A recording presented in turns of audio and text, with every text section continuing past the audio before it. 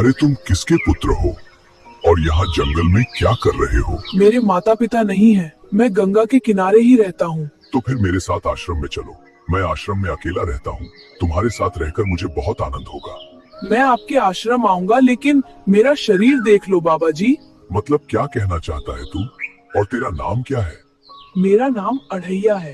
अढ़ैया ऐसा नाम तो इस प्रदेश में नहीं पाया जाता। इसमें कोई प्रदेश से मतलब नहीं है। इस उम्र में मैं 2.5 किलो की बाटी अकेला खाता हूँ और उसके साथ शाक, भाजी, दाल, चावल, मिठाई ये सब अलग से खाता हूँ। इसी कारण लोग मुझे अढ़ैया कहते हैं। अरे कोठार भरे हैं बच्चा, तुझे जितना खाना हो उतना खाना। और ये अढ़ैया नाम भी मुझे पसंद आया। तू चल आश्रम।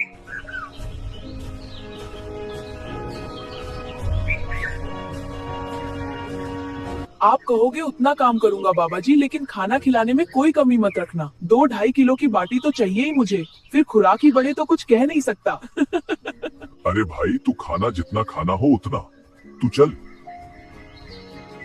ये हमारा आश्रम है, यहाँ तुझे जितना खाना हो उतना खाना। लेकिन हमारे आश्रम का एक नियम है कि एकादशी के दिन उपवास होता है। मतलब उपवास में क्या करना होता है? उस दिन आश्रम में चूल्हा नहीं जलेगा।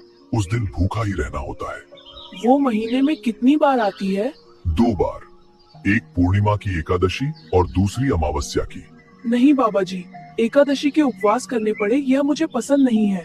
पर आश्रम का नियम है।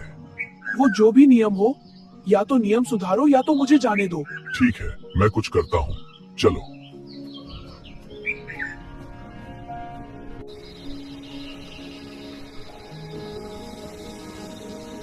कल एकादशी है। हाँ बाबा जी, आप मुझे रसोई का सामान देना, मैं बाहर जाकर खाऊंगा। आप यहाँ एकादशी करना।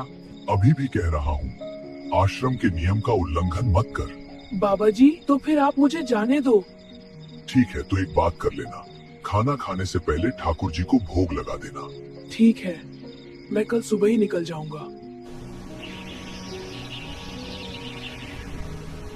अरे ओ अढ़ैया, ठाकुर जी को भोग लगाना ना भूलना। अरे तो फिर और सामान दो, इतना तो मुझे ही लगेगा।